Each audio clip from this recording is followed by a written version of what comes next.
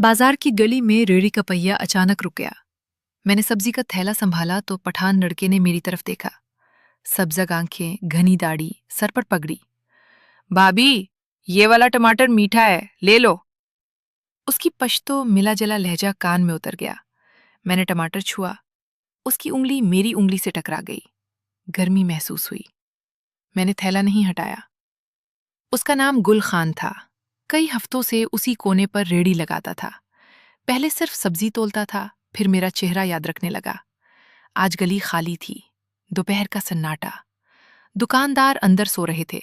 गुलखान ने रेहड़ी का कपड़ा उठाया और मुझे इशारा किया।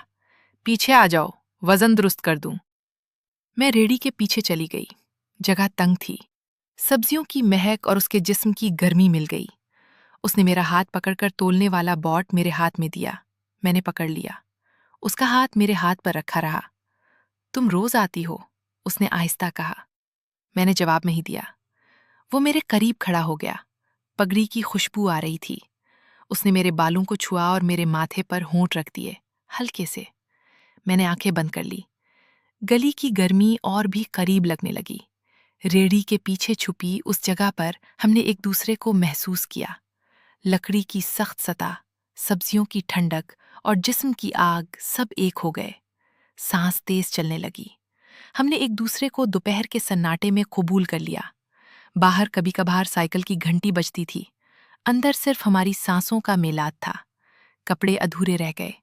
वक्त ठहर सा गया। जब अलग हुए तो गुलखान ने मेरा हाथ दबाया और रेहड़ी का कपड़ा दुरुस्त किया। अब वजन पूरा है। मैंने थैला संभाला और निकल गई। घर पहुंचकर भी उसकी सब्ज आंखें याद रहीं। अगले दिन मैं फिर गई। रेहड़ी वहीं खड़ी थी। गुलखान ने मुझे देखते ही कपड़ा उठाया।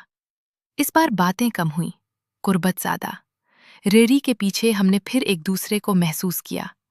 पसीना और सब्जियों की खुशबू मिलकर अजीब सी लगन पैदा कर रही थी। उसके बाद कई दोपहर ऐसी गुजरी। मैं जानबूझकर उस कोने से गुजरती। कभी आलू के बहाने, कभी प्याज के। हर बार रेहड़ी का कपड़ा उठता और हम करीब आ जाते। कभी सिर्फ लम्स, कभी बोसा, कभी मुकम्मल तौर पर एक दूसरे के करीब हो जाना। मैं जानती थी ये पठान लड़का अजनबी है, मगर उसकी आंखों ने रोक न सका। एक दिन गुलखान ने बताया कि वो अपने गांव वापस जा रहा है, रेहड़ी बेच देगा। मैंने सिर्फ देखा।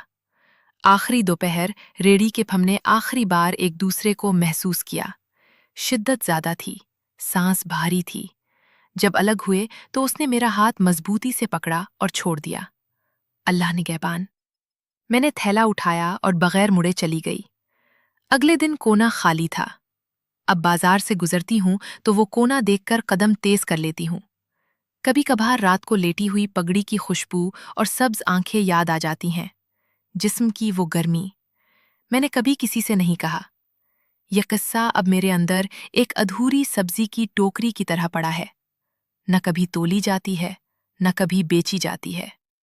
रेहड़ी वाले पठान लड़के के साथ वो दोपहर सिर्फ मेरी अपनी खामोशी में महफूज हैं। मैंने उसे किसी बाजार के हिसाब में नहीं लिखा। अब नई रेढ़ियां आती हैं, नए चेहरे आते हैं, और वो टोकरी आहिस्ता आहिस्ता कोने में दबती जा रही है, मगर खाली नहीं होती। यही